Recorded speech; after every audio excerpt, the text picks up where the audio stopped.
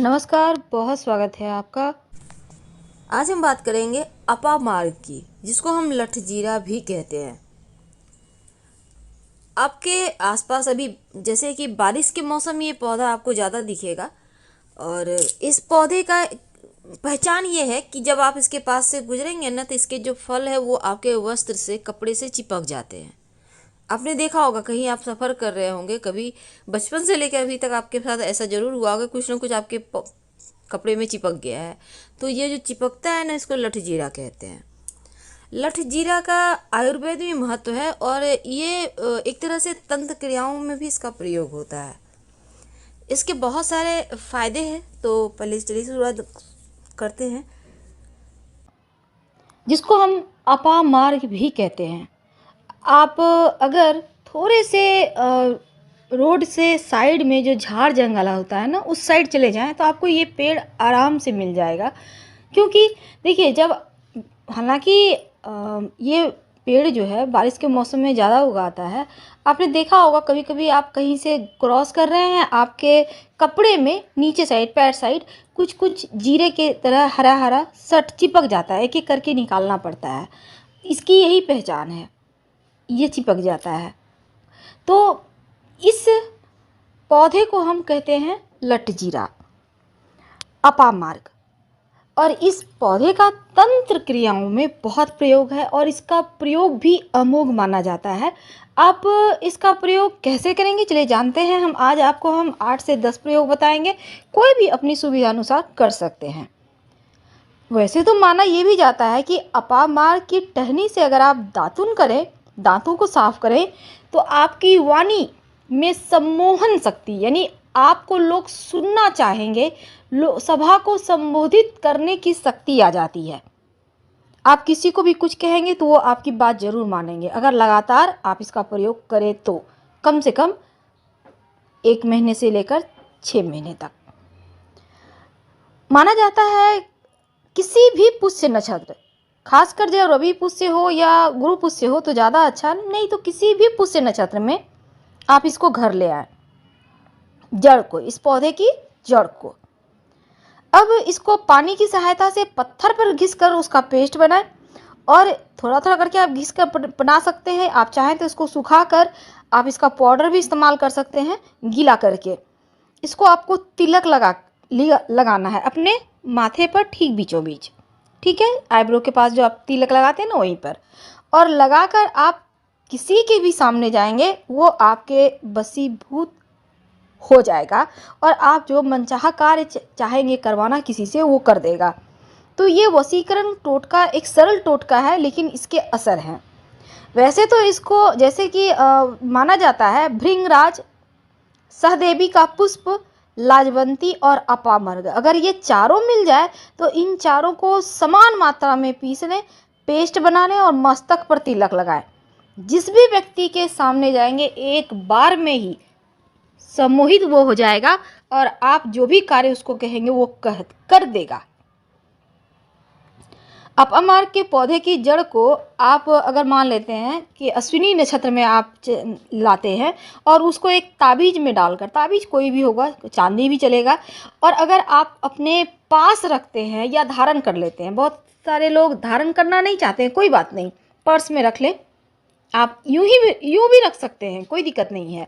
यकीन मानिए, आप किसी भी मुकदमे में, इंटरव्यू में, आप जहाँ भी जाएंगे, हर जगह आपका कार्य होगा, कहीं भी आपके विपरीत फैसला नहीं जाएगा। श्वेत अपामार्ग, श्वेत जो जिसमें सफ़ेद टहनी वाला जो अपामार्ग है, आप उसको अभिमंत्रित कर ले। कहने का तात्पर्य, एक दिन पहले न्योता देकर आइएगा, कहिएगा हम आपको अपने साथ ले जाना चाहते हैं कि आप मेरा साथ दें।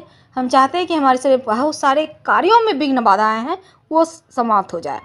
यकीन मानिए, शत्रु भी आपके वश में हो जाएगा और कभी वो आपके विरुद्ध नहीं जाएगा। बस आपको इसको अपने पास रखना है।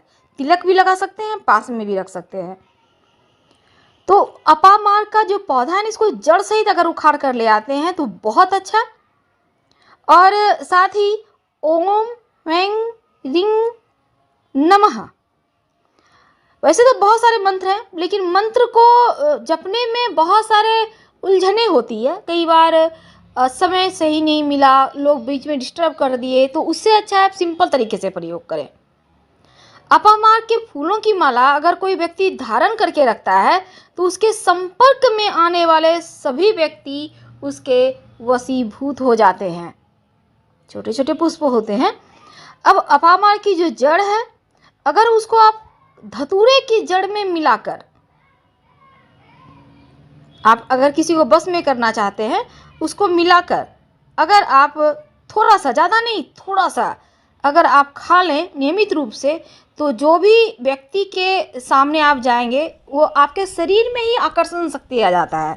आपने देखा होगा बहुत सारे लोग हैं उनकी वाणी में शक्ति होती है, खासकर बड़े बड़े नेता हैं या बड़े बड़े बाबा लोग हैं। आखिर क्यों लोग उतने उतने सभा में आते हैं? तो सम्मोहन शक्ति है वाणी में, उनके तिलक में, उनके शरीर में। यही तो इसकी खूबी है। तो अश्विनी नक्षत्र वाले दिन अगर आप अपामार्ग के एक पूरे पौधे को, जिसमें कि जो फल वगैरह लगते हैं सब कुछ लगा हो, जड़ से ही उखाड़ लें और सूर्योदय या सूर्यास्त के पहले ही आपको ये करना है, यानी कि रात में अंधेरे के बाद नहीं करना। अब जड़ को तोड़ लें और तने को वहीं पर फेंक दें। जड़ को आपको उठाकर ले आना है और जिस भी व्यक्ति को आप बस में करना चाहते हैं उसका नाम लेकर अपने पास रख लें और घर से निकल जाए। देखिए वो कैसे आपका फटाफट से काम करेगा और आपके बस में आ जाएगा। वैसे तो माना जाता है कि अपामार्ग के पौधे से संतान का सुख, यानी कि निसंतान दंपत्ति को संतान का सुख मिलता है और यहाँ तक कि विष का असर, विष यानी कोई भी जीव जंतु काट ले तो उसका भी असर कम हो जाता है। अगर किसी को दांतों मसूड़ों की परेशानी है तो अपामार्ग की टहनी से दातून करे तो वो भी खत्म हो जाता है। मसूड़ों से आने वाले जो खून होते हैं वो भी आना बंद हो जाता है। और अगर इसके पत्तों का रस रुई के फोहों की सहायता से दांत दर्द के ऊपर रखा जाए तो दर्द समाप्त हो जाता है। माना जाता है कि कोई स्त्री प्रसव पीड़ा से परेशान है और पुष्य नक्षत्र में लाया गया अगर सफ़ेद अपामार्ग की जड़ को काले कपड़े में बांधकर स्त्री के गले या कमर में बांध दे तो पीड़ा समाप्त हो जाएगा और शीघ्र संतान की प्राप्ति हो जाएगी। तो इसका प्रयोग बहुत अमोघ है। माना जाता है किसी व्यक्ति को बुखार है और इसके फूलों की माला बनाकर पहने दे तो उसका बुखार एक पल में ही समाप्त हो जाता है। इसके प्रयोग बहुत है, लेकिन सबसे बड़ी चीज़ है इसको लाने का तरीका, क्योंकि लाने का तरीका ही बताता है कि वो कितना असर करेगा। जब आप किसी चीज़ को शुभ मुहूर्त में लाते हैं तो वो जल्दी असर करता है। अब चलिए, आपके मन में होगा कि संतान की प्राप्ति कैसे हो। देखिए, अगर लाख प्रयास के बाद भी संतान प्राप्त नहीं हो पा रहा हो तब लाल अपामार्ग जो बीज होते हैं ना, वो लाल लाल हल्के से लालपन लिए हुए दिखते हैं कि तो उसी अपामार्ग की जड़ को आप जलाकर भस्म बना लें।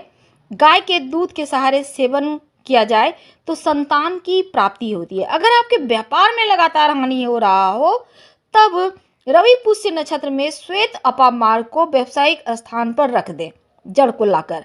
यकीन मानिए किसी भी तरह का तंत्र मंत्र किया भी समाप्त होगा, व्यापार भी आपका बढ़ने लगेगा।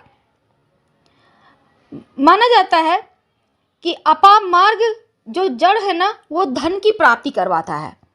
अगर आप सफ़ेद अपामार्ग, सफ़ेद लटजीरे की जड़ को लाकर धन स्थान पर रखें रवि पुष्य या गुरु पुष्य नक्षत्र के दिन, तो धन बढ़ता ही जाता है, दिन दूनी रात चौगुनी।